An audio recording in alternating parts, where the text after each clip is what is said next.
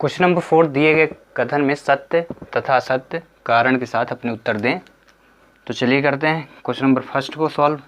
प्रत्येक प्राकृतिक संख्या एक पूर्ण संख्या होती है। तो यहाँ पे लिख लेते हैं प्राकृतिक संख्या पहले, ठीक है, और फिर लिख लेते हैं पूर्ण संख्या। प्राकृतिक संख्या किसने कहते हैं? 1 2 3 से लेके इनफाइनाइट, ठीक है, ये प्राकृतिक संख्या होती है। पूर्ण संख्या कहाँ से? 0 से लेके 0 1 2 3 से लेके इनफाइनाइट। अब क्वेश्चन पे देखते हैं, ठीक है। बोला था प्राकृतिक संख्या और पूर्ण संख्या, तो मैंने दोनों लिख ली। इसके बाद प्रत्येक, जितनी भी प्राकृतिक संख्या है, प्रत्येक प्राकृतिक संख्या एक पूर्ण संख्या है। क्या जितनी प्राकृतिक संख्या इसमें लिखा हूँ मैंने, क्या पूर्ण संख्या में दिखाई दे रही हैं? बिल्कुल है। 1 2 3 से इनफाइनाइट, 1 2 3 से इनफाइनाइट। तो क्या लिखेंगे? हाँ, क्या लिखेंगे? हाँ, प्रत्येक प्राकृत संख्या पूर्ण संख्या है। और क्वेश्चन नंबर पहला वो कंप्लीट। तो चलिए कर लेते हैं अब क्वेश्चन नंबर 2।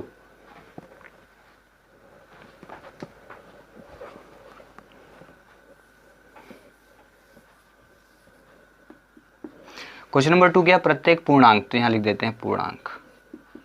पूर्णांक दो प्रकार के होते हैं, ठीक है। पूर्णांक तो कौन कौन से? धन और ऋण दोनों मिला के, ठीक है। तो हम यहाँ पूरा लिख देते हैं। 0 लिख दिया, 1 लिख दिया, 2 लिख दिया, 3 लिख दिया, -1 लिख दिया, -2 लिख दिया, -3 लिख दिया। ये धन और ऋण दोनों होते हैं, से इनफाइनाइट तक लिख दिया। प्रत्येक पूर्ण, एक पूर्ण संख्या लिख देते हैं।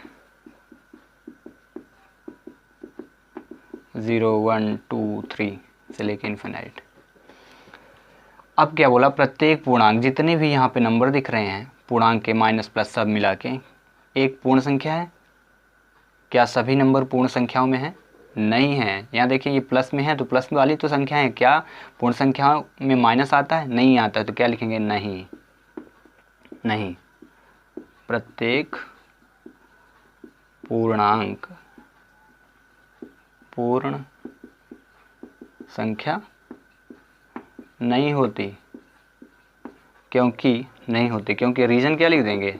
क्योंकि पूर्ण संख्या ऋणात्मक नहीं होती,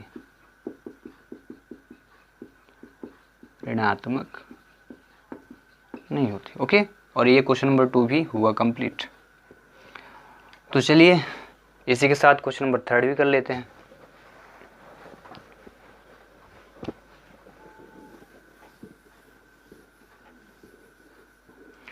बोला प्रत्येक परिमेय संख्या, तो चलिए पहले लिख देते हैं परिमेय संख्या, ठीक है। तो परिमेय संख्या क्या होती है? सभी प्राकृतिक संख्याएं, जैसे 1 2 3 सभी पूर्ण संख्या भी लिख देते हैं। 0 1 2 3 ये परिमेय संख्या है। 3 4 लिख दिया, 3/2 लिख दिया, -3/5 लिख दिया, से लेकर इनफाइनाइट तक, है ना, ये होते हैं। अब पूर्ण संख्या लिखते हैं। 0 1 2 3 से लेकर इनफाइनाइट तक। अब क्या बोला? प्रत्येक, मिलाते हैं। प्रत्येक परिमेय संख्या, ये जितने भी परिमेय संख्या हैं एक पूर्ण संख्या है। जितनी भी दिख रहे हैं 0 1 2 3 3/2 -3/2, ये क्या सभी इसमें दिख रहे हैं? नहीं है, क्योंकि परिमेय संख्याएं जो होती हैं P/Q के रूप में होती हैं, ठीक है। और पूर्ण संख्याएं जो है तो P/Q के रूप में होती तो हैं, लेकिन Q का मान दिखता नहीं है, ठीक है। तो क्या है कि परिमेय संख्याओं में माइनस भी शामिल होता है, बट पूर्ण संख्या में माइनस शामिल नहीं होता है। तो क्या लिखेंगे? नहीं। प्रत्येक परिमेय संख्या पूर्ण संख्या नहीं है। रीजन क्या लिखेंगे? क्योंकि 1 परिमेय संख्या है, 1/2 परिमेय संख्या है, किंतु पूर्ण संख्या नहीं है, किंतु पूर्ण संख्या नहीं है।